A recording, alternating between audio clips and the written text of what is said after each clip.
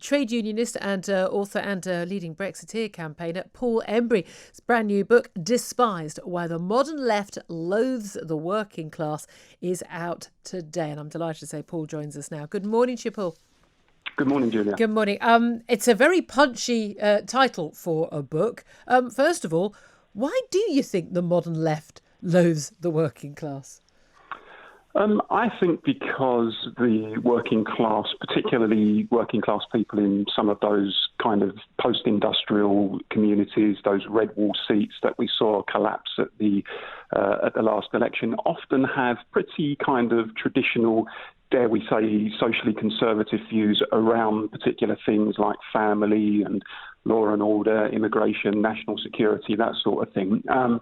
And unfortunately, the left, and particularly the Labour Party now, is largely a movement of social activists and students and middle-class liberals living in our fashionable cities who completely oppose the views of the working class. And when those sorts of issues that I listed are raised on the doorstep, people on the left often just stare down at the ground and shuffle their feet in embarrassment. And I think they kind of treat working class voters now almost as if they're some sort of elderly, embarrassing relative. They want their votes, but they don't particularly want to be seen in public with them. And that's why a chasm has emerged between the left and the working class over recent years. And we saw that, of course, really brought into view by Brexit. And you and I were both Brexit campaigners. You actually ended up losing a role you had as the national executive of the Fire Brigades Union because you spoke at a pro-Brexit rally, a non-party political representatives of every party and none were speaking there. But this is it. There's been this view that certainly in the last couple of years that again the working class sort of, well, they were a bit stupid and they voted for this Brexit thing, but they didn't really understand, or they were racist against immigrants, and therefore they kind of needed to be saved from themselves. That was kind of the view of an awful lot of people in the Labour Party, including, by the way, the current Labour leader Sir Keir Starmer when he was Shadow Brexit Secretary. Yeah, and it turned out to be a complete disaster, didn't it? I mean, the left having, first of all, voted to remain, and that's fine. I respect people who voted to remain, but they should have immediately accepted the result and accepted the will of the people as a genuine and democratic expression of the anger of the people, anger that had been building up for all sorts of reasons over many years. And the way that they subsequently attempted to subvert the result, I think, just proved the point of so many millions of working class people who voted for Brexit. Look, we're going to hit back at you with this vote because you don't listen to us and you no longer represent us. And lo and behold, having done that, the left and large parts of the political establishment proved that very point. And I think it's a talking point of modern politics, actually, the way that the left, who once upon a time had a mainstream view of Euroscepticism because they saw the European Union as a kind of capitalist club, a rabid free market club in favour of privatisation against state aid, etc.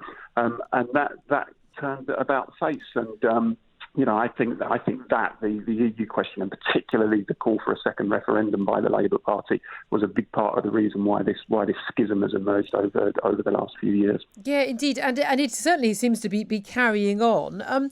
But do you think it's going to change at all? I mean, just fascinating that with your publication of your book, I've been absolutely fascinated by the attacks that you've had to endure.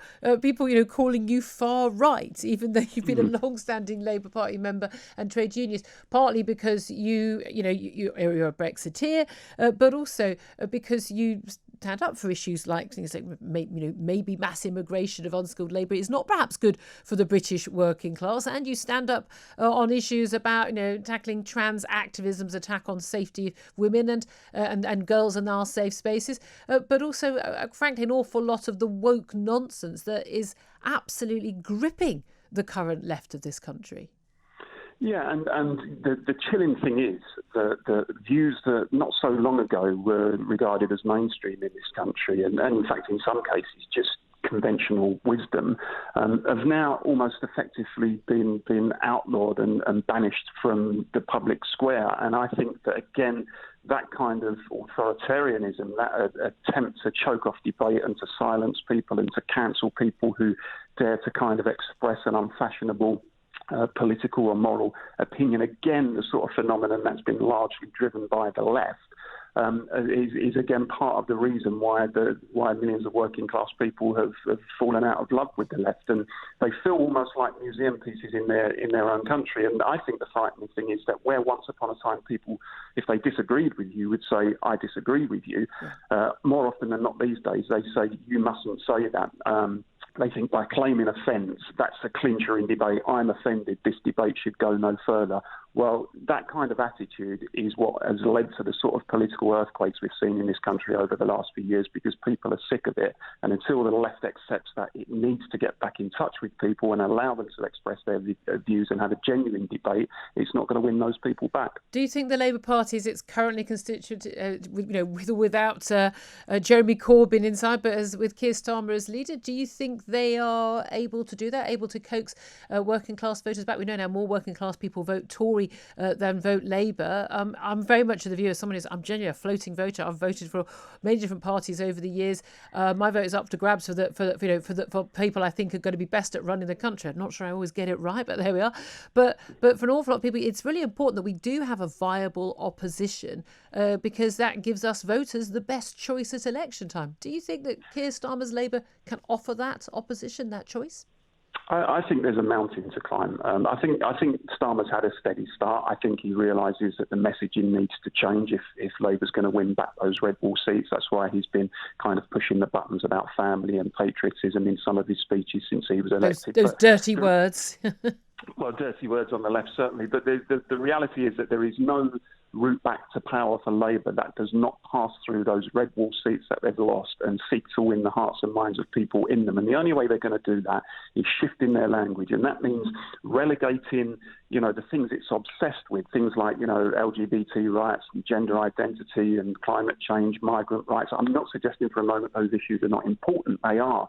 But unfortunately, too many activists put them front and centre of Labour's programme when actually people want to talk about family and immigration and law and order and all of the things that stress them in their daily lives. And until Labour realises that and there's a recalibration of its priorities, no, it's never going to win power again, frankly. Paul Embery, it's an absolutely brilliant book. Thank you very much for joining us. It's out today. Despised: Why the Modern Left Loathes the Working Class. Really appreciate you joining us to talk about that.